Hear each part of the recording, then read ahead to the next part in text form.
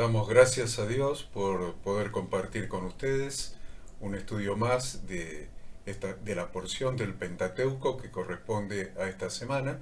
Gracias a todos ustedes por estar conectados, por estar allí con su cuaderno, con su lapicera, con su Biblia, eh, para disfrutar esta hora que tenemos por delante de estudio de la bendita palabra de Dios. Muy buenos días, como decimos siempre es un privilegio para nosotros sumergirnos en las profundidades de la palabra de Dios para poder extraer esas perlas preciosas de instrucción para nuestra vida.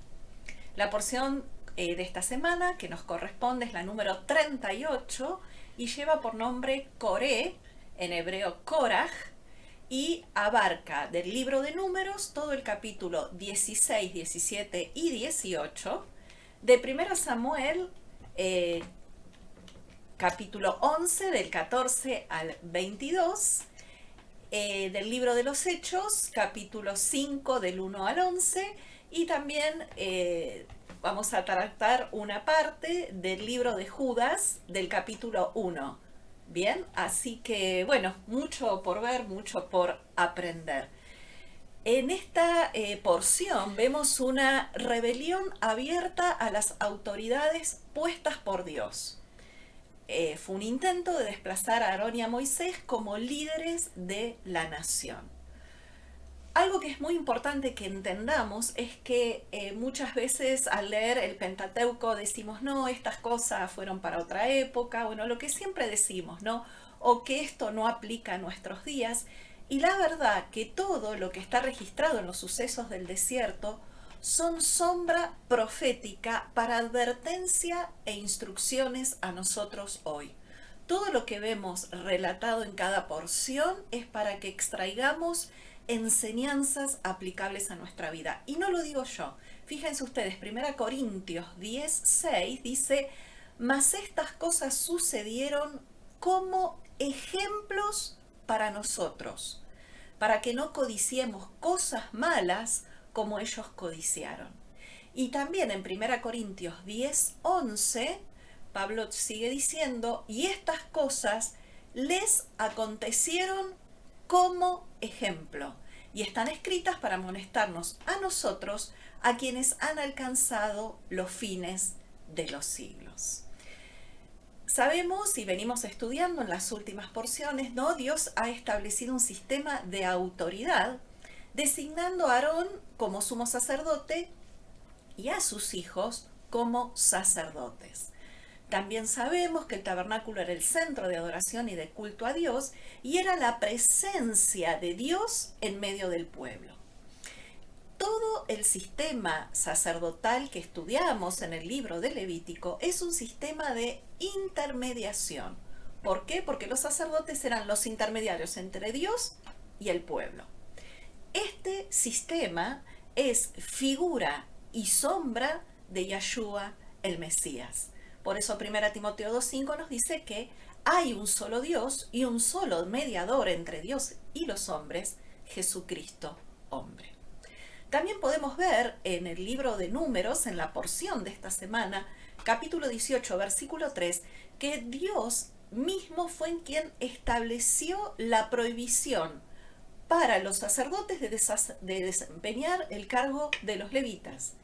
Y a los levitas les prohibió desempeñar el cargo de los sacerdotes. Cada uno tenía un llamado especial y una función especial dentro del pueblo.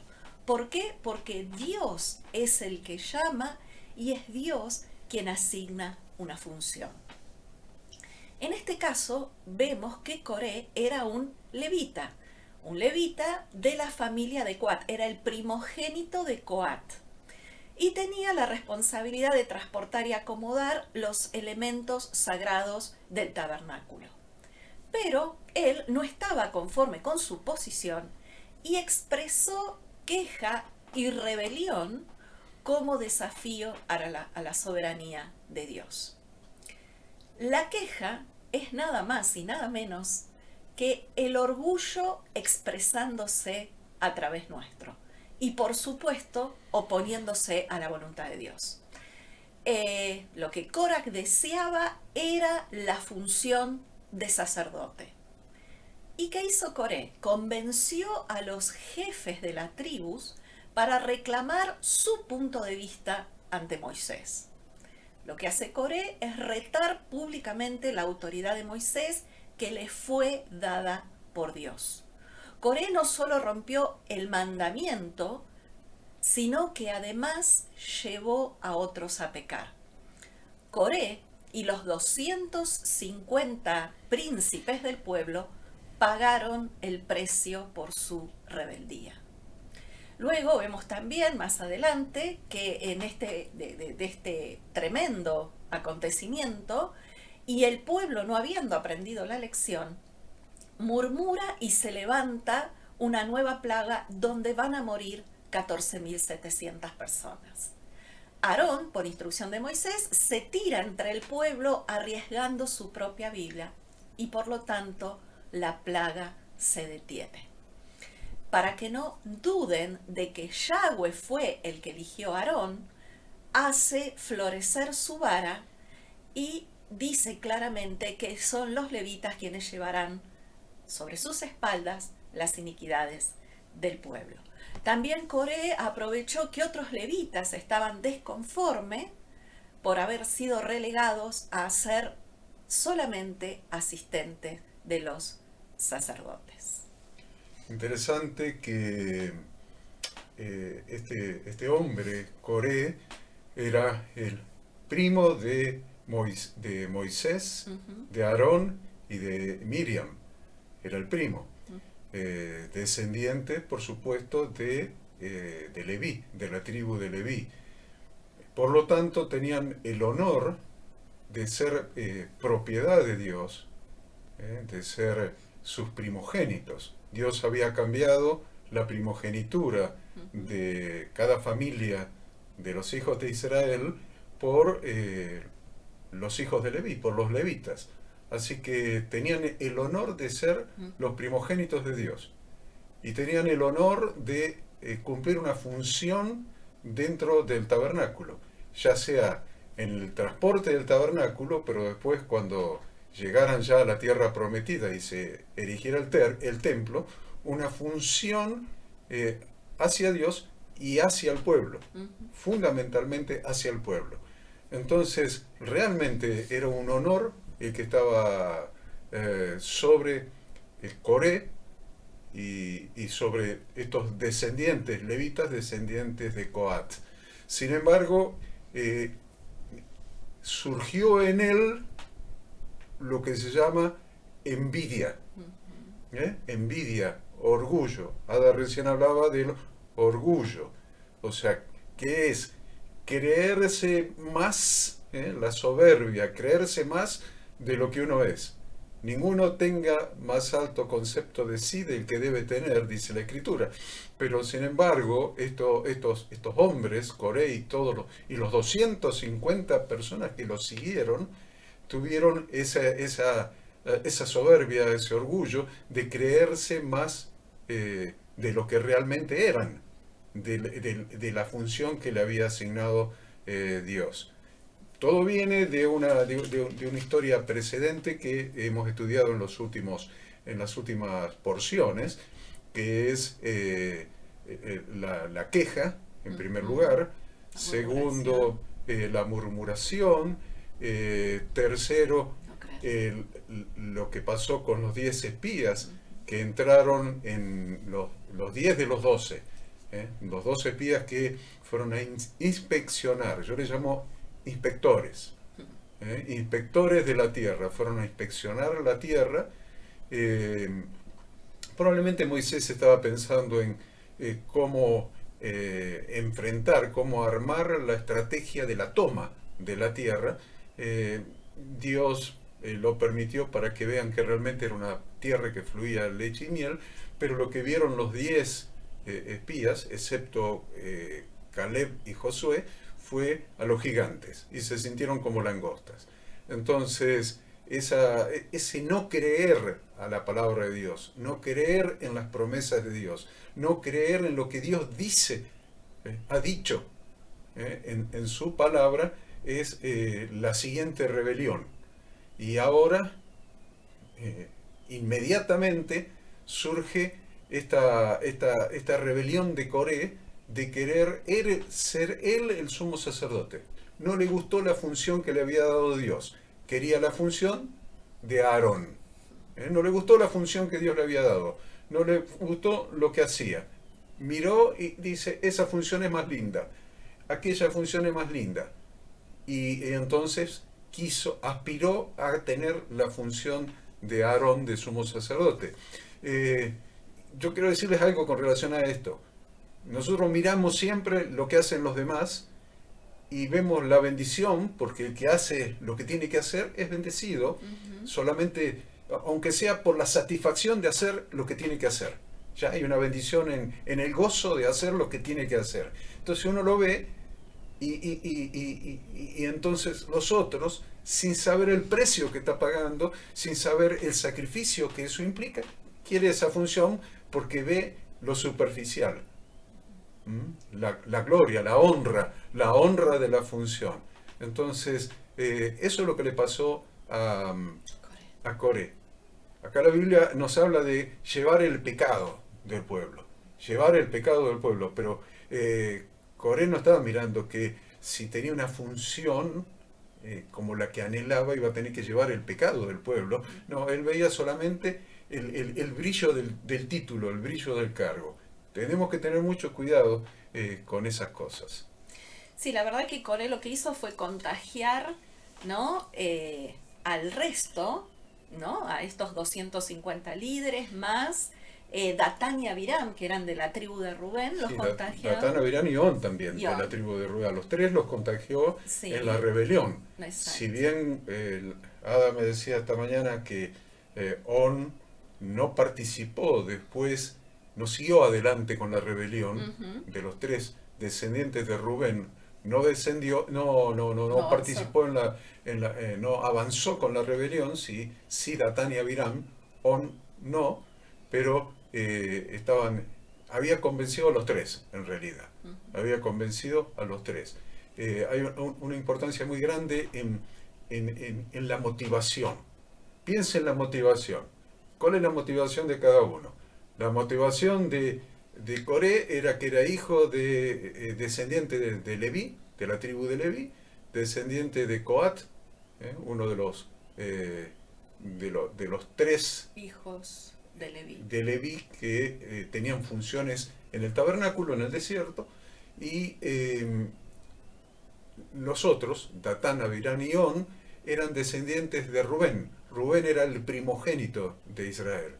Era de los 12 hijos de Israel, era el primogénito Rubén, que Dios le sacó la primogenitura por el pecado que había cometido. Había cometido un pecado muy demasiado grave para Dios, y Dios le saca la primogenitura a Rubén y se la traspasa a los hijos de José, más específicamente a Efraín.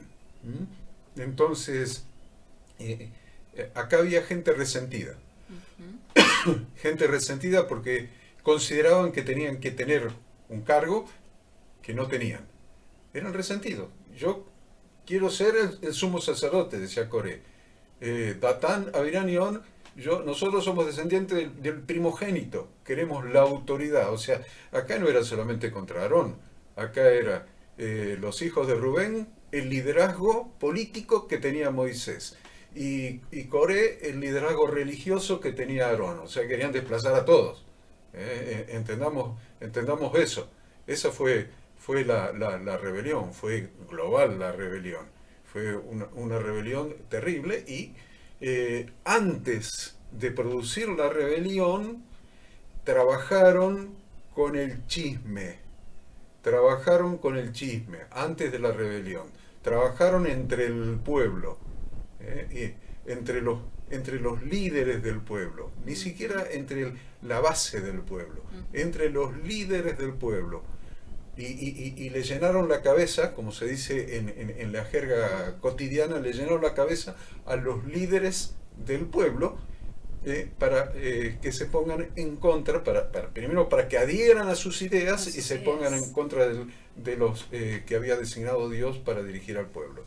Entonces, ese trabajo hecho secretamente con los líderes del pueblo, juntaron 250 líderes, 250 líderes del pueblo para que apoyaran su rebelión. Y entre esos 250 líderes estaban 3 príncipes descendientes de el primogénito Rubén, que querían recuperar su primogenitura. Tatán, Abiram y Om. Bien, ahí tenemos un panorama de lo que estaba pasando. Es muy importante que entendamos lo que estaba pasando, porque eso nos va a llevar a entender cuál fue la actitud de Moisés, la actitud de Moisés y lo que Dios hizo, porque Dios siempre respalda su palabra. Siempre respalda su palabra. Tarde o temprano, pues los 10 espías se asustaron y tuvieron que morir en el desierto, pero sus hijos, junto con el liderazgo de Josué, vieron lo que Dios le había prometido a ellos, que no pudieron verlo, porque Dios siempre va a cumplir su propósito y Dios siempre va a cumplir sus promesas. Lo que Dios ha prometido en su palabra, lo va a cumplir. Si lo crees, lo vas a recibir. Si no lo crees, Dios te va a dar un tratamiento tal que tal vez por su gracia más adelante lo creas, y cuando lo creas vas a decir, ¿por qué perdí tanto tiempo peleando con mi incredulidad, cuando si hubiera creído la palabra de Dios, hubiera recibido antes el cumplimiento de las promesas del Señor? Bien, quiero mencionar ahí el versículo 4 del capítulo 16, que dice: cuando oyó esto, Moisés se postró sobre su rostro, ¿no? Entonces, esta reacción de Moisés ante Coré también nos deja un gran ejemplo y una gran enseñanza. Nos muestra la calidad del liderazgo que tuvo Moisés. Es una muestra de humildad y de sumisión a Dios. Fíjense la actitud de Moisés. Moisés no confrontó, Moisés tampoco salió a defenderse, tampoco salió a dar argumentos. Tampoco Moisés salió a buscar a ver quiénes estaban de su lado. ¿Qué hizo Moisés? Moisés dejó que la decisión fuera de Dios. No debemos responder con ofensa y contienda cada vez que alguien se levanta, sino con paciencia y humildad. ¿Qué hicieron ellos o qué hizo Moisés? Ante la crítica buscó el rostro de Dios. Santiago 1, 19 y 20 dice: por esto, mis amados hermanos, todo hombre sea pronto para oír, tardo para hablar, tardo para irarse. ¿Por qué? Porque la ira del hombre no obra la justicia de Dios. Si reacciono y me defiendo yo, no le estoy dejando. La ira del hombre, mi enojo, mi reacción, mi impulso, no va a dejar lugar a que obre la justicia de Dios. Cualquier reacción impulsiva que tengamos nos aleja de los propósitos de Dios para nosotros. Luego vemos que en el versículo 7 Moisés les hace la propuesta esta de buscar los incensarios, ¿no? Y Dios ya les había concedido a los levitas un gran honor y no debían tener ambiciones desmesuradas o que no les correspondía. La prueba que Moisés propone es que Coré y sus seguidores lleven sus incensarios, ¿no? Presenten los incensarios con incienso. Moisés dice también que a pesar de las referencias de Coré a que todo el pueblo era santo, él sabía la verdad y sabía contra quién se estaba rebelando, porque la rebelión no era contra Moisés y contra Aarón, sino que en definitiva, y mucho más grave, la rebelión era contra Dios. Entonces, me gustaría definir, si te parece, ¿qué es rebeldía? ¿Qué es rebeldía? Rebeldía o rebelión, porque acá hubo una rebelión, proviene obviamente de la rebeldía. Alguien que es rebelde. La rebeldía es un comportamiento humano que se caracteriza por la resistencia a la autoridad. Comportamiento humano caracterizado por la resistencia a la autoridad. Y la rebelión es directamente ya un desafío a la autoridad. Entonces la rebeldía es ese sentimiento de resistencia a la autoridad. No me gusta, no la quiero, no acepto, yo no estoy de acuerdo. Esa palabra tan usada en las iglesias. No estoy de acuerdo. No estoy de acuerdo. Y el yo es ego. Y eso te lleva a un desafío a la autoridad, que es la rebelión. Entonces, yo no estoy de acuerdo, que es esa resistencia. La mayoría de las veces, piensen en esto, la mayoría de las veces es no estoy de acuerdo con lo que la Biblia dice. No estoy de acuerdo. Y muchas veces hemos leído las Escrituras y yo me he tomado muchas veces la costumbre de decir, a ver, abrí tu Biblia y léeme tal lugar, y la persona misma lo está leyendo y está diciendo, no estoy de acuerdo. Entonces, Ada recién lo decía clarito, la rebelión de Coré no fue contra Moisés, la rebelión de Coré fue contra Dios, fue contra la palabra de Dios. Y muchas veces se sigue repitiendo hasta el día de hoy, cuando vemos lo que dice la Biblia y decimos, no, eso era para otra época, para otro tiempo, para otro pueblo, y nos olvidamos que ese pueblo es el pueblo de Dios. Y lo cantamos en las canciones. Yo voy a las iglesias y escucho los coritos que cantan, y cantan el Dios de Israel, el Dios de Israel, el pueblo de Dios, el pueblo de Dios, el Dios de Israel. Ese pueblo es el pueblo de Dios. Entonces decimos, no, todas esas cosas que están escritas ahí son escritas para el pueblo de Dios. Es cierto, son para el pueblo de Dios. Ahora, ¿somos nosotros parte del pueblo de Dios? Porque si nosotros nos consideramos parte del pueblo de Dios, también están escritas para nosotros. Entonces, muchas veces la rebelión no es contra el pastor de la congregación. Muchas veces la rebelión es contra Dios mismo, porque no creemos en su palabra. Algo que podemos rescatar acá es que por lo general, lo hemos visto muchas veces, el rebelde, así como hizo Coré, siempre busca a quien lo siga porque no tiene la suficiente valentía para confrontar él solo. Además, Coré, decíamos que convenció a estos 250 líderes, pero sin ninguna evidencia, solamente con sus palabras. ¡Qué capacidad de convicción tuvo Coré! Y miren qué interesante 1 Samuel 15:23. Porque como pecado de adivinación, dice Dios, es la rebelión. Y como ídolos e idolatría, la obstinación. Por cuanto tú desechaste la palabra de Yahweh, Él también te ha desechado para que no seas rey. Estas son palabras que le dice Samuel a Saúl, ¿no? Pero habla de la gravedad del pecado de rebelión o de rebeldía. Ahora, definimos líder como una persona a la que un grupo sigue reconociéndolo como su guía, como su jefe o como su orientador. Obviamente, un líder es una persona capaz, íntegra, dispuesta, como Horacio hablaba, dispuesta a pagar un precio. Y la verdad es que los líderes son los que influyen e inspiran a los liderados. Los líderes son un referente que tienen ascendencia sobre las personas que los siguen. Eso es refiriéndote a un verdadero líder. A un verdadero líder, exactamente. Porque hay muchos que se consideran líderes porque mandan. Exacto.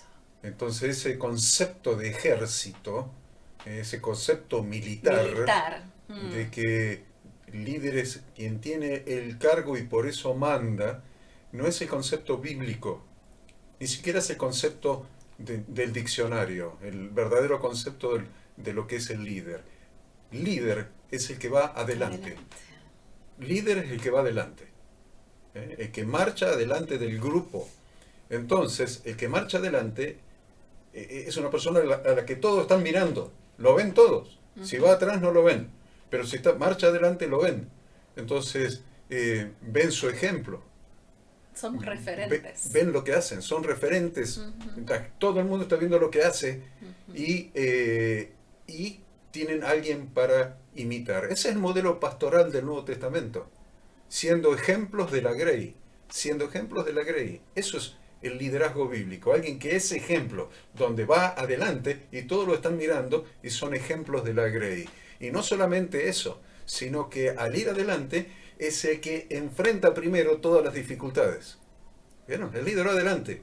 Primero a que van a tomar las dificultades, al que va a ser agredido por el enemigo, al que va a recibir las balas, va a ser el que va adelante, es el primero. Entonces, es importante porque el líder va adelante, asume primero las responsabilidades, los riesgos, el que abre camino, el que va adelante abre camino. Y no solamente eso, sino que es ejemplo de la Grey. Ahí tienen un concepto más acabado de lo que deberíamos ser cada uno de nosotros como líderes del pueblo de Dios, como líderes de la iglesia que pertenece a Jesucristo, pero nosotros somos sus pastores delegados. Él es el buen pastor y a nosotros nos ha delegado esa función aquí en la tierra de liderar a su pueblo y llevarlos a la tierra prometida. Bien, ahora agregaría que a veces las diferencias con un líder pueden ser legítimas, porque también se cae en el error de que hemos visto muchos pastores o líderes decir: cualquier persona que muestre desacuerdo con algo que yo sostengo o pienso, entonces lo caratulamos de rebelde. Este es un rebelde. Y la verdad es que a veces esas diferencias con el líder son legítimas. Hay reclamos o observaciones que una persona puede hacer con respecto a un líder y son absolutamente ciertas.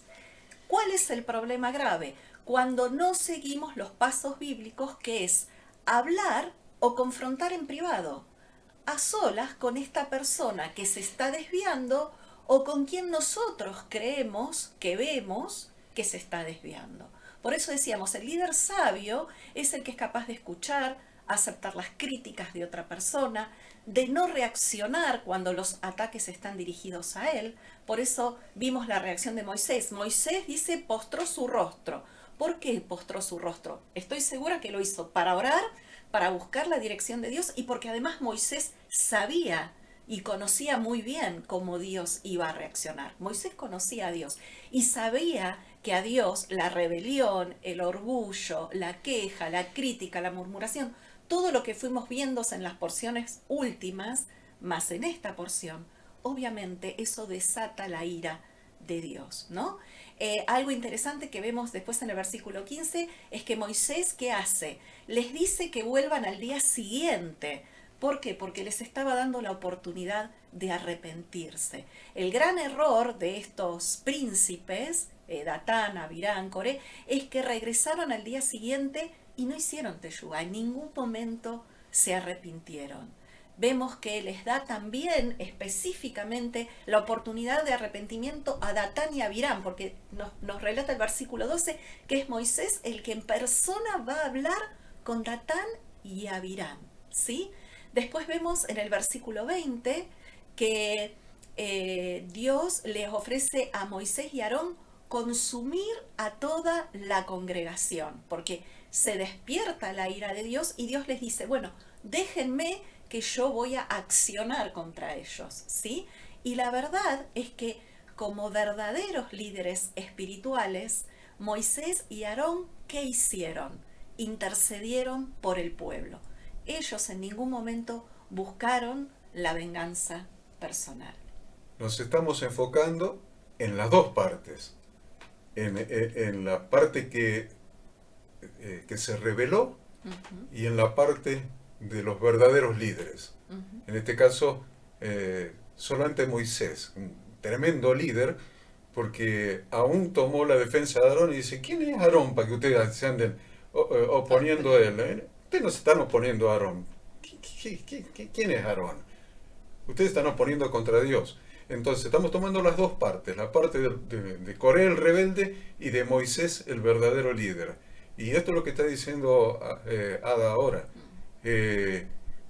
Si Coré hubiera sido un hombre que no estaba de acuerdo con algo conforme al corazón de Dios, su corazón hubiera sido sensible conforme al corazón de Dios, entonces Coré hubiera ido a hablar con Moisés. ¿Vieron? Entonces hubiera tenido una reacción correcta. Pero Moisés sí tuvo la reacción correcta. Inobjetablemente, tuvo la reacción correcta. La reacción correcta fue humillarse delante de Dios. Se postró sobre su rostro delante de Dios. Se humilló aún delante de los rebeldes. Se humilló, se postró sobre su rostro y esperó en Dios. Y lo que hizo fue seguir, como dice Ada, hay pasos bíblicos aún para el desacuerdo. Totalmente. Y Moisés sí siguió los pasos bíblicos. ¿Cuáles son los pasos bíblicos? Te voy a dar la oportunidad de que hagas teshuvá, de que te arrepientas. Les voy a dar la oportunidad de que se arrepientan. Vamos a tomarnos... no cuenten hasta 100, no cuenten hasta 1000, no cuenten hasta 10.000. Tomémonos hasta mañana. Duerman tranquilo esta noche y mañana con calma vamos a volver a hablar. A ver si podemos ponernos de acuerdo. Ponernos de acuerdo. Se termina su rebelión. Y no solamente eso, dice Ada que fue Moisés con los ancianos, ojo, lo siguió el Sanedrín atrás, fue con los ancianos a la casa de Datán y Abirán. A ver, muchachos, podemos dialogar. Y Datán y Abirán lo trataron malísimamente mal al líder. Lo trataron mal. Léalo, es impresionante. Impresiona leer la actitud de Datán y Abirán. Sin embargo, Moisés, tranquilo, siguió esperando en Dios. Presten atención al conjunto de actitudes que tuvo Moisés de esperar en Dios y de dar oportunidad de arrepentimiento a los rebeldes. Esa es la enseñanza que quiero que tomen de este punto. Bueno, y es mismo Jesús quien en Mateo vos hablabas de los pasos bíblicos, si lo queremos está en Mateo 18 del 15 al 17, donde Jesús establece los pasos, ¿no? Porque cada vez que hay un problema es necesario ir a la fuente, es decir, a las personas que están involucradas. No hay que buscar explicaciones en otras personas ajenas al caso, no hay que andar buscando quién se pone de mi lado, ¿no? ¿Por qué? Porque la gran enseñanza también es que si no se confronta el problema, entonces el problema va a empeorar. Si el líder no enfrenta el conflicto se va a extender a todo el grupo. Los líderes necesitan valor y amor para enfrentar el conflicto, como Jesús. Jesús dice la palabra que estaba lleno de gracia y de verdad. Tenemos que tener amor y la manera correcta de expresarnos, pero también posicionarnos en la defensa de la palabra de Dios. Y algo que estuve meditando bastante mientras preparábamos la porción es que acá está muy marcada la diferencia del concepto de autoridad que tienen unos y que tienen otros. Porque hay un concepto de autoridad en el mundo, pero hay un concepto de autoridad en la palabra. El término hebreo para autoridad es la palabra samej. Samej. Y qué interesante porque esta palabra samej significa apoyo, sustento, respaldo, sostener y proveer. Por lo tanto, el término bíblico, el concepto bíblico de autoridad, el concepto de Dios de autoridad, se asocia a responsabilidad de sostener a la comunidad, apoyar a la comunidad, respaldar a la comunidad y no tener autoridad para un provecho personal. Números 4:49 dice, como lo mandó Jehová por medio de Moisés, fueron contados cada uno según su oficio y según su cargo, los cuales contó él como le fue mandado. Entonces vemos acá que fue Dios mismo el que estableció oficios y cargos para los levitas. Por lo tanto, la autoridad divina implica responsabilidad, implica dar un servicio y una contribución a favor de otros. Dentro de la iglesia, el concepto de autoridad debe cambiar, porque lamentablemente hoy en la iglesia se metió el concepto de autoridad del mundo, ¿sí? autoridad es apoyar a otros, dar crecimiento a otros, enseñar, servir, compartir conocimiento, llevar a otros a los pies del Mesías.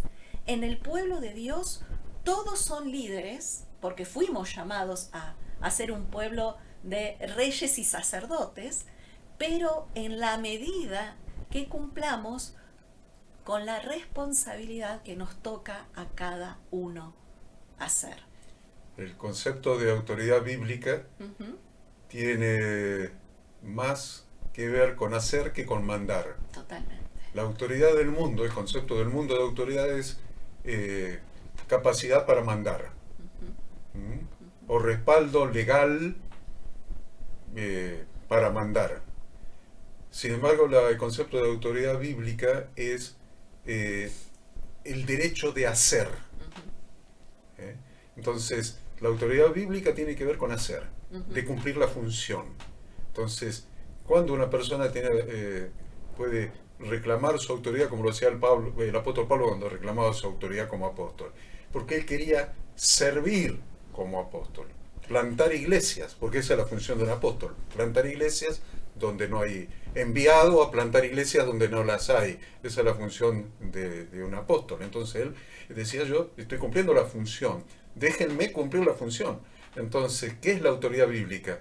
Es la facultad de cumplir una función con la libertad de poder hacerlo, de que me dejen hacerlo, de que me respalden para poder hacerlo. Entonces ahí viene el líder, el que va adelante. Respáldenme para poder hacer lo que Dios me ha designado para hacer. Entonces esa es la verdadera autoridad bíblica, es autoridad para ser, no autoridad para mandar. Autoridad para mandar no existe en el mundo y tampoco se llamaría autoridad. Tendría algunos otros nombres bastante desagradables. Adelante, Ada. Bueno, tenemos el ejemplo que da Jesús, después búsquenlo en Marcos 10, del 42 al 45, donde habla que el verdadero líder es aquel que vino para servir. Y no nos olvidemos nunca que a mayor responsabilidad, mayor servicio. Ahora, hoy en día, ¿el espíritu de Coré está presente? Claro que sí. ¿Dónde vemos presente el espíritu de Coré? Cuando se quiere usar la autoridad para fines personales, por ambiciones de poder, de figurar, de mandar, lo decías recién vos. También está presente el espíritu de Coré cuando competimos con otros ministerios o cuando competimos con otros ministros. Ahí hay espíritu de Coré. Cuando un líder busca recibir honra y gloria personal que solamente le corresponde al Mesías. O cuando un ministro o un ministerio se considera la totalidad del cuerpo del Mesías. Ah, no, nosotros tenemos la verdad, nosotros interpretamos correctamente las escrituras, entonces nosotros somos los mejores. Ahí hay espíritu de Coré. Cuando hay mayor énfasis en la visión personal del líder o en la agenda personal del líder que en obedecer la Torá. Muchos líderes siguen en nombre de su llamado ministerial una agenda personal. Y es más importante su agenda personal que lo que Dios nos establece. También hay espíritu de Coré cuando se rechaza al Mesías como mediador, o hay espíritu de Coré cuando se controla la vida de los seguidores. Este espíritu de Coré está presente en el sistema religioso actual que obtiene privilegios. Y la verdad es que la Biblia dice en 1 Corintios 12, cada uno en el cuerpo de Cristo tiene una función y una responsabilidad con un único objetivo, edificar el cuerpo del Mesías.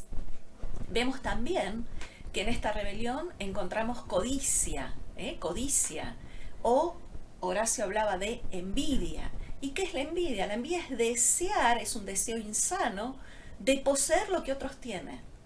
Y como Dios conoce el corazón del ser humano, nos dio entre los 10 mandamientos, no es un mandamiento menor, no codiciarás. Anhelar los bienes que otro tiene, los dones, el llamado de otro hermano, es un pecado. Es un pecado. Que yo anhele el llamado o la posición que otro tiene, llamémoslo, es pecado. Y obviamente en toda congregación hemos visto presentes los llamados celos ministeriales.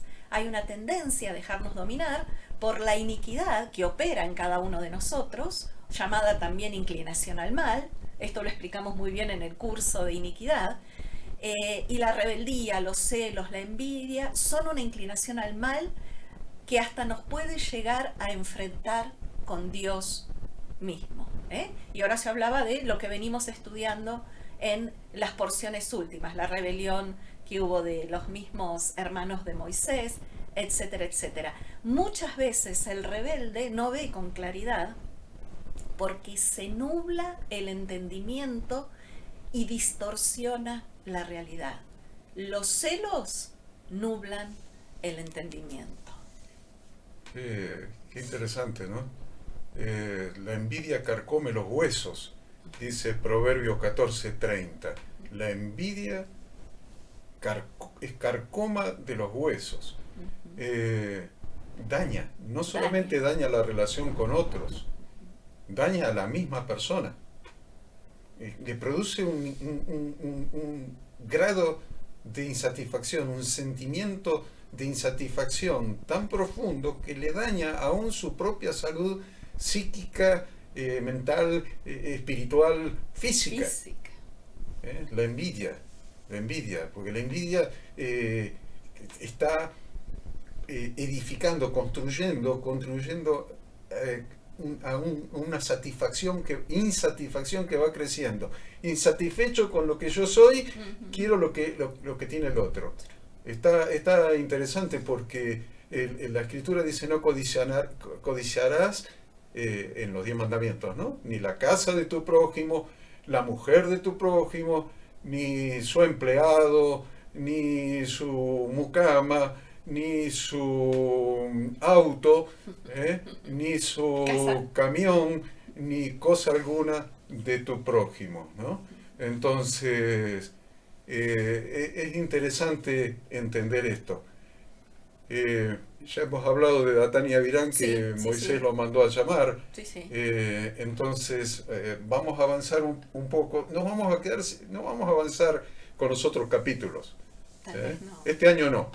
El año que viene por ahí sí, el otro año un poco más, y el otro año un poco más. Genéricamente ya lo hemos tratado en años anteriores. En años anteriores hemos tratado todos los capítulos.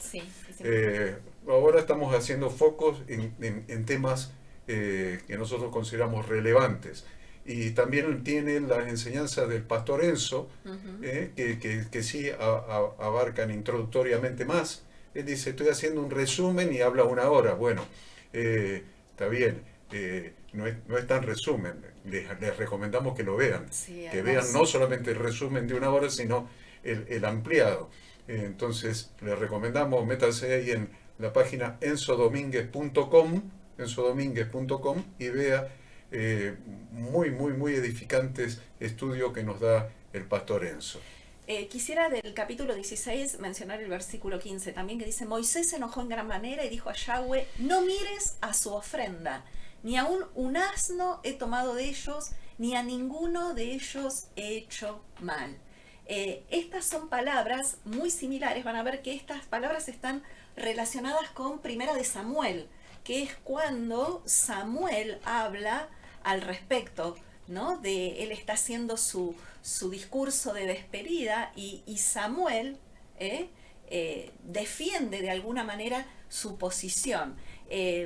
Vemos que en esta porción de los profetas era 1 Samuel 11, 14 al 12, 22. Eso fue lo que estudiamos. Dice, en esta Haftará, o porción de los profetas, se relata la advertencia de Samuel a Israel contra la rebelión. Vemos algo que también llama la atención, nos relata esta porción que Saúl era atormentado por espíritus malignos, a tal punto que David tocaba música y Saúl se calmaba. Al reclamar un rey, el pueblo estaba expresando su descontento por la dirección de Dios. Samuel, ¿qué hace? Confronta al pueblo en torno al hecho de que él siempre había sido de recto caminar ante los ojos de todos. Su testimonio personal era, de hecho, de que él siempre había tenido un recto caminar ante todo. Israel quiso tener un rey como las otras naciones. Ellos buscaron refugio en un hombre en lugar de Dios, ¿no? Sí, lo hicieron porque tenían miedo a la guerra. A la guerra, claro. Entonces, cuando nosotros tuvimos ahí el tema de por qué el pueblo de Israel pide rey, y vemos la justificación, y la verdad es porque tenían miedo. Miedo, a ver quién salga delante de nosotros a la guerra. Tenían miedo a la guerra.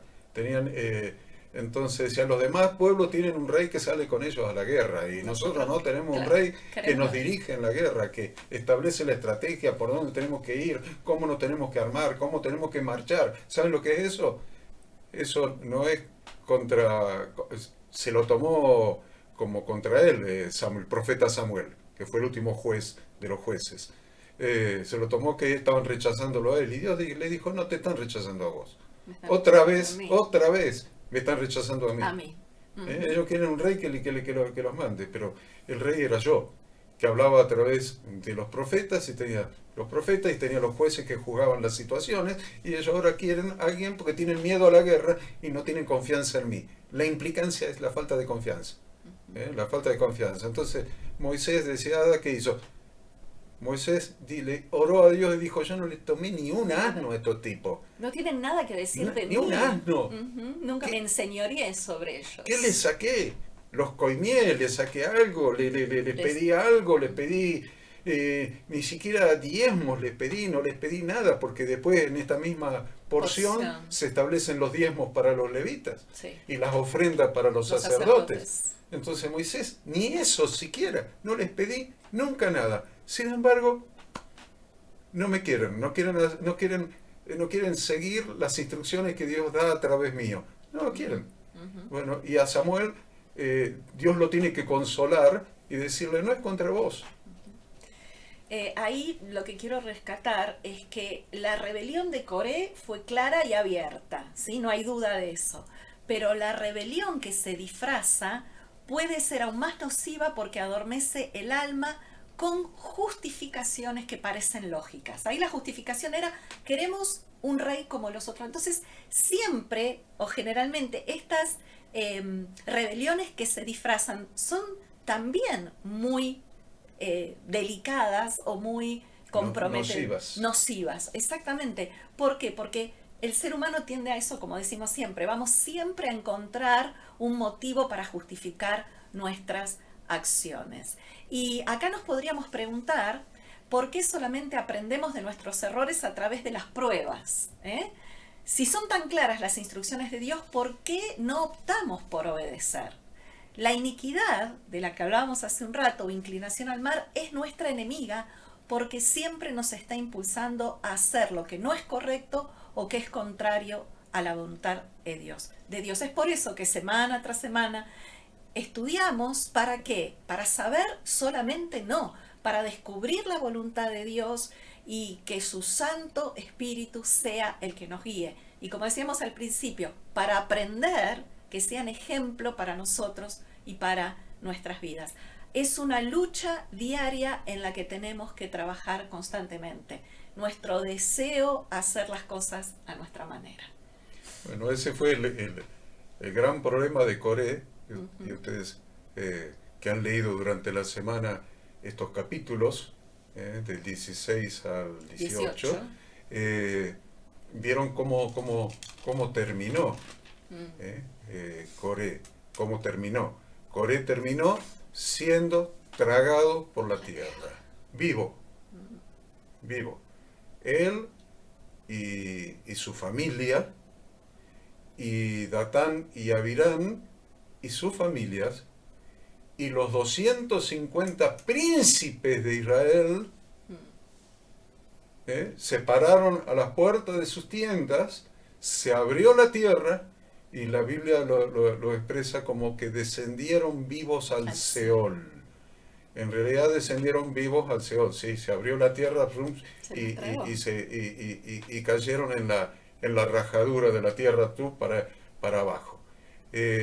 No obstante, tengan en cuenta de que hubo, creo que dos hijos de Coré que no estuvieron de acuerdo con esta rebelión y no quedaron participaron. no participaron de la rebelión y no se los tragó la tierra. Por eso después en los salmos ustedes van a encontrar algunos salmos dedicados a los hijos de Coré, Estuvo porque escrito. fueron levitas que cumplieron su función de levitas, fueron Exacto. músicos, fueron poetas y escribieron alabanzas a Dios. Los hijos de Coré que no participaron de la rebelión de Coré. Es muy importante eso, podríamos hablar un rato largo nada más que de eso. Sin embargo, Te quiero agregar, antes que bien, pases a esto, que en la última parte del capítulo 16 vemos también, ¿no?, que no obstante que Dios respalda la autoridad de Moisés y de Aarón con este acto sobrenatural de que la tierra se los traga, vemos que al día siguiente, ahí nomás, al día siguiente, el pueblo murmura otra vez contra Moisés y lo acusa a Moisés de haber provocado esta mortandad. Por lo tanto, otra vez, ante esta murmuración, Dios tiene que actuar. ¿Por qué? Porque Dios siempre va a confrontar la rebelión. Y es ahí cuando el sumo sacerdote Aarón sale con el incensario y se pone entre los vivos y los muertos. Y de esa manera cesa la mortandad. qué interesante, ¿no? Lo Sí, que es acabas de tremendo. decir, que Dios, Sí, Dios siempre. siempre pone fin a la rebelión. Totalmente. Y podemos... Por una cuestión muy simple. Yo siempre se lo digo a los pastores que me quieren escuchar. Es una cuestión de que hay una razón.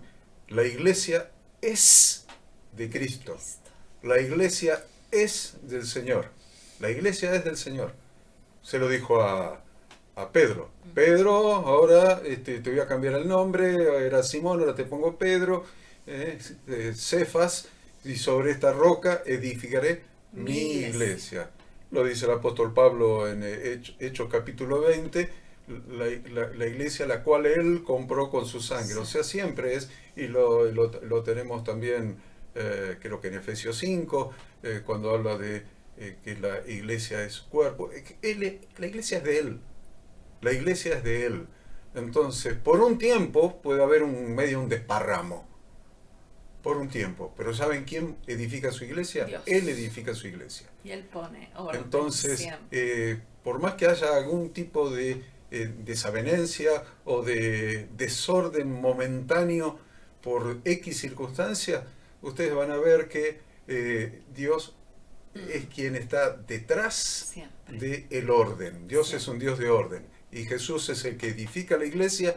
Entonces, a veces hay disminución de miembros por estos desórdenes, pero desaparición si la iglesia está fundada sobre la roca, la cual es la palabra de Dios y está siendo edificada por Jesucristo conforme a la voluntad del Padre. Quédese tranquilo que Dios va a poner en orden. Hay algo interesante y sumamente rico que vamos a ver en Apocalipsis capítulo 2 versículo 15, nuevamente el espíritu de Coré aparecer. Dice Apocalipsis 2.15, y también tienes a los que retienen la doctrina de los nicolaítas, la que yo aborrezco. Interesante los nicolaitas, ¿no? Sí. Nicolaita viene como, significa dominio sobre el pueblo, control sobre el pueblo, más que todo es poder, dominio, sistema jerárquico sobre el pueblo. Exacto. Y dice que el Señor Jesús aborrece la doctrina de los nicolaitas, la doctrina de aquellos pastores que se enseñorean sobre su esposa. Es la esposa de Cristo. La iglesia es la esposa de Cristo. Entonces, acá dice, tú aborreces. Aborreces, dice la que yo aborrezco. La doctrina de los nicolaitas. ¿Qué son los nicolaitas? Aquellos que se enseñorean sobre la esposa de Cristo.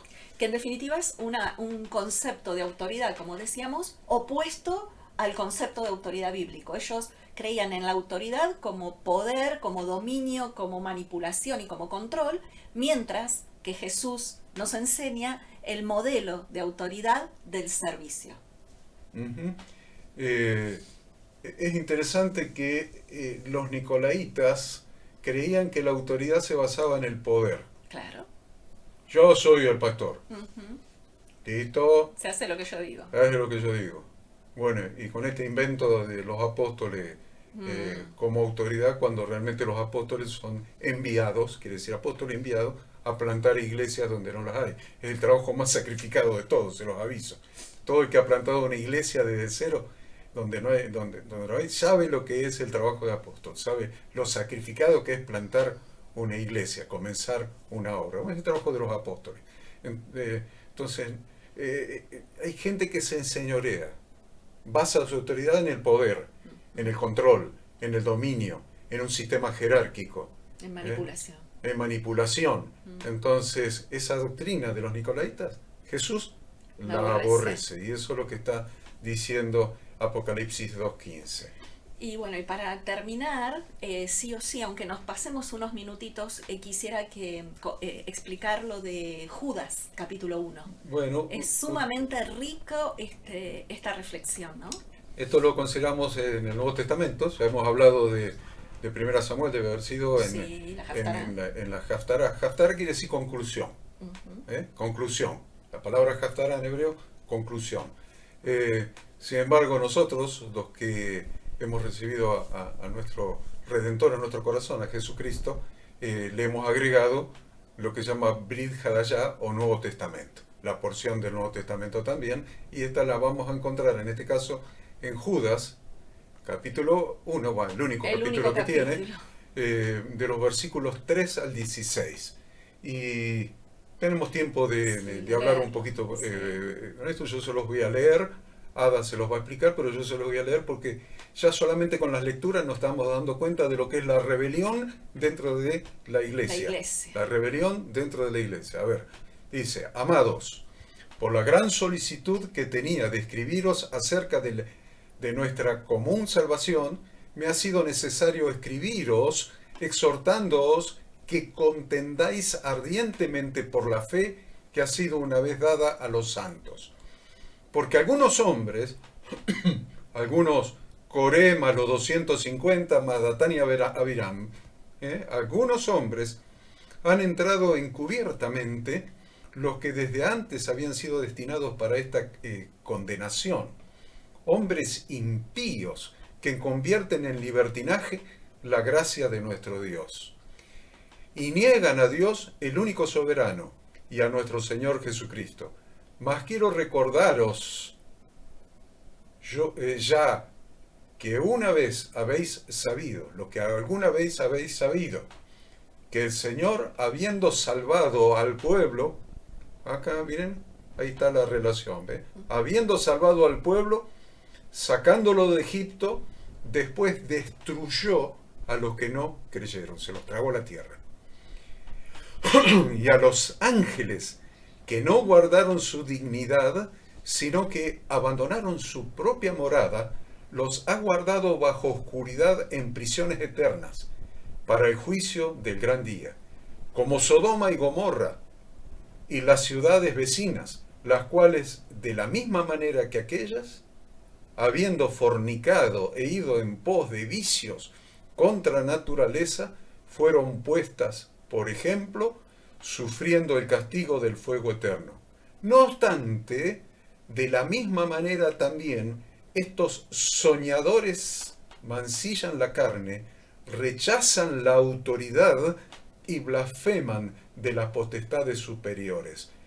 Pero cuando el arcángel Miguel contendía con el diablo, disputando con él por el cuerpo de Moisés, no se atrevió a proferir juicio de maldición contra él, sino que dijo: el Señor te reprenda.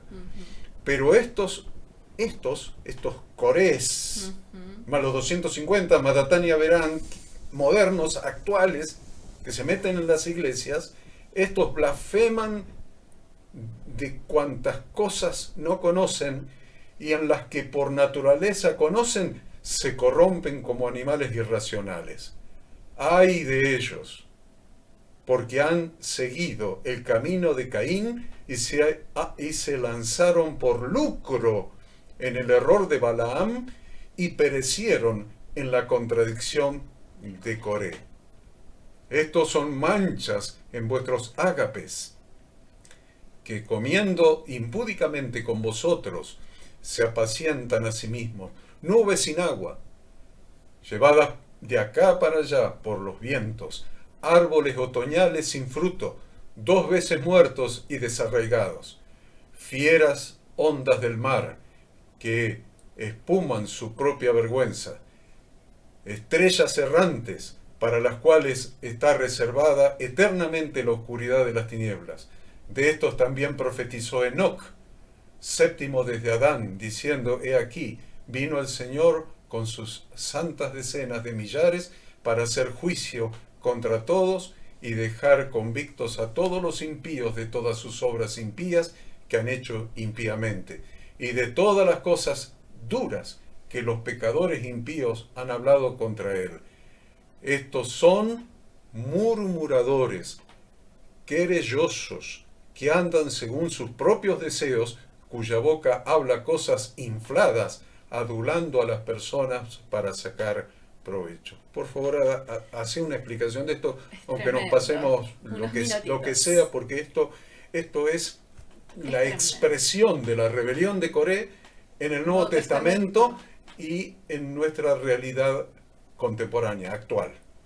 Bien, lo que hace Judas es escribir esta carta mostrando que la fe de los destinatarios, es decir, de su pueblo, de la iglesia, estaba corriendo un grave peligro. Es una exhortación a defender la fe que nos ha sido transmitida. Estas verdades del Evangelio son inmutables, no se pueden alterar, no se le puede quitar ni añadir.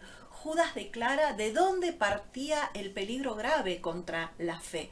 Se está refiriendo a ciertos individuos impíos que convierten en libertinaje la gracia para satisfacer sus deseos carnales y niegan a Jesucristo, el lugar que le pertenece como dueño y señor con autoridad, para imponer sus preceptos, sus ideas, sus convicciones. Dice que estos hombres se habían introducido solapadamente en las iglesias. Judas recurre a 3 ejemplos del Antiguo Testamento para mostrar la condenación y el castigo que les espera a ellos. Se refiere a los que murieron por creer el informe de los 10 espías y, como veíamos la parashá anterior, no creerle a Dios y a sus promesas. Ese es el primer ejemplo, el de los espías y cómo murieron. El segundo ejemplo se refiere a los ángeles caídos que vinieron a la tierra y se unieron a las hijas de los hombres, abandonaron el cielo para venir a la tierra, y el castigo, y fíjense, Dios castigó, ¿no?, a esos ángeles, consiste en ser retenidos por Dios en oscuras mazmorras hasta el día del juicio. Y el tercer ejemplo se refiere al castigo que sufrieron los de Sodoma y Gomorra por entregarse a la inmoralidad sexual y a los vicios carnales. Sabemos que estas ciudades fueron condenadas al fuego eterno, fueron destruidas, consumidas por fuego de Dios.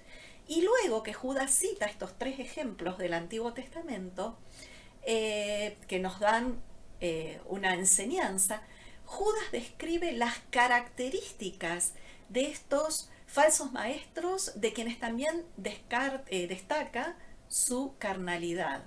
Los llama soñadores y dice que rechazan la autoridad del mismo Señor al no hacer caso a sus instrucciones. Habla también de la blasfemia de estos falsos maestros y de su corrupción. Confronta la actitud del arcángel Miguel cuando estaba disputando, ¿no?, con el diablo el cuerpo de Moisés, que dice que el arcángel no se atrevió a lanzar contra él ninguna acusación injuriosa, sino que se limitó a decirle que el Señor te reprenda. Estos soñadores solo conocen el mundo material y siguen su corrompida naturaleza carnal. Esta corrupción es tipificada también por 3 personajes del Antiguo Testamento. Entonces, ¿para qué? Para dar una descripción de la talla moral de estos falsos maestros. Entonces, confronta, ¿no?, a los rebeldes, a los que llevan al pueblo a la perdición, contra 3 personajes del Antiguo Testamento. Y dice en el versículo 13, ¡ay de ellos, como bien lo leíste recién. Estos falsos cristianos están tipificados por una carencia de espiritualidad, como en el caso de Caín, por motivos impíos y por avaricia, como en el caso de Balaam, y por rebelión contra la autoridad divina y también contra la autoridad de los apóstoles, como fue el caso de Coré. El primer ejemplo es tomado de Números 14, del 26 al 35, haciendo memoria de que el Señor sacó a su pueblo de la esclavitud de Egipto, pero hizo perecer a los que no creyeron. Bueno, es muy importante esto que hemos estudiado hoy, porque hay algo que a mí me hace un poco de ruido y lo quiero dejar como reflexión final. Y es, ¿dónde estaba Coré? ¿Dónde estaban Datán, Abirán y On? ¿Dónde estaban los 250 príncipes del pueblo cuando Moisés los sacó de Egipto? ¿Dónde estaban cuando Dios a través de Moisés abrió el Mar Rojo? Cuando llegaron al monte Sinaí y Dios dio la Torá a través de que Moisés subiera al monte y estuviera al monte Sinaí 40 días en el monte Sinaí. ¿Dónde estaban estas personas? Entonces, sí era un líder, ahí era un líder. Cuando los sacó de la esclavitud de Egipto y cuando los llevó y vieron la gloria de Dios en el monte, Moisés era un líder. Pero ¿sabe qué pasó? Crecieron en su propia opinión, pero crecieron en conocimiento. Ahora, conocían la palabra de Dios que Dios había dado a través de Moisés, crecieron en conocimiento, en lo que ustedes quieran, crecieron en el liderazgo, en habilidades, en capacidades, en liderazgo, en conocimiento de la palabra que Dios había dado a través de Moisés, y cuando crecieron ya no les sirvió más Moisés. Ya Moisés no les sirvió más. Ya teóricamente les había dado todo lo que les podía dar y ahora ellos querían ser los nuevos Moiséses, los nuevos líderes. Esto es peligroso, esto lo vemos permanentemente, lo vemos cuando invertimos. Ustedes, queridos pastores, yo mismo, cuando invertimos nuestra vida en enseñar, en formar, en capacitar, liderazgo, que después se hacen pastores y después quieren, ya no necesitan más al que los formó, no necesitan más al Padre Espiritual, ahora quieren ellos ejercer un liderazgo para el cual no fueron llamados. La pregunta es, si Dios te llamó a ejercer ese liderazgo, empezá a formar gente, empezá a formar liderazgo alrededor tuyo en la congregación, forma copastores, forma líderes, forma maestros, forma gente que tenga un corazón conforme al corazón de Dios. Sé líder, verdadero líder, yendo adelante con tu ejemplo y forma personas, no que te quieras independizar y ser el dictador de tu propia congregación. No hay dictaduras, hay cuerpo. El espíritu tiene que ser el espíritu de cuerpo. Si alguien invirtió tiempo formándote a vos, ahora hace lo mismo, replica eso y forma a otras personas. Transmitiles lo que aprendiste, como le dijo Pablo a Timoteo.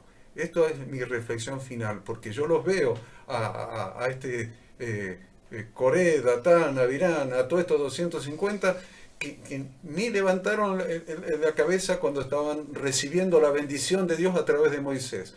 Pero en un momento dijeron, ahora nosotros queremos. Y Moisés, ¿saben qué hizo? Se humilló delante de Dios y delante de ellos. Y dejó que Dios respaldara el liderazgo que Dios mismo le había dado. Es para que lo podamos reflexionar, porque hemos dado palabra para los miembros de las congregaciones, para el liderazgo, y esto lo estoy dando para los pastores. Dios los bendiga, Dios los guarde, que tengan un excelente día de reposo. Shabbat Shalom.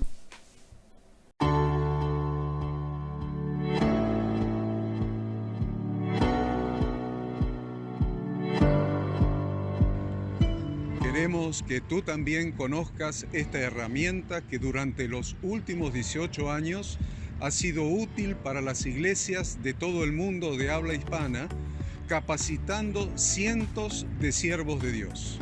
Las formas de aprender están cambiando y Ministerio Bíblico Internacional, a través de su facultad bíblica, brinda programas de formación ministerial bíblica, teológica y práctica para la multiplicación y edificación de la iglesia 100% online. Respondiendo a las necesidades de hoy, para aquellos que no cuentan con la posibilidad de asistir a clases presenciales, donde quiera que estés, en todo lugar, recibirás el material de estudio y verás las clases en vivo y on demand, accediendo a través de tu celular, PC, tablet o Smart TV. Recibe tu capacitación en las siguientes carreras: diplomado en teología para maestros de grupos de evangelismo y discipulado, licenciatura en teología pastoral, diplomado en teología y práctica ministerial para pastores, líderes y servidores. Súmate a los pastores que han organizado un grupo de estudio tutorial a distancia en la congregación con estudiantes locales y de las otras iglesias de la zona. Esta es tu oportunidad como seguidor de Cristo para comenzar tus estudios y completar tus exámenes desde la comodidad de tu hogar y en los horarios que tengas disponibles. Súmate al liderazgo de este tiempo y adquiere las habilidades, herramientas y valores necesarios para impactar el mundo con la palabra de Dios y transformar la vida de aquellos que creen al Evangelio. Para más información, ingresá a facultadbiblica.com.